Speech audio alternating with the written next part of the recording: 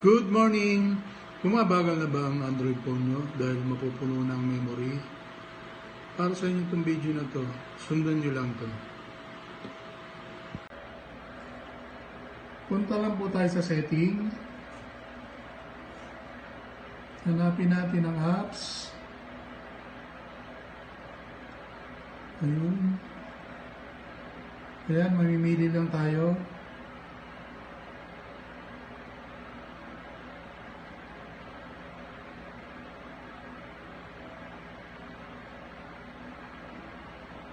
Try natin ang Google.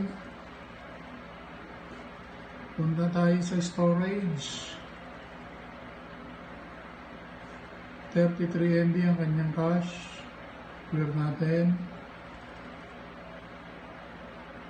Ayun, wala na. Ganun lang po.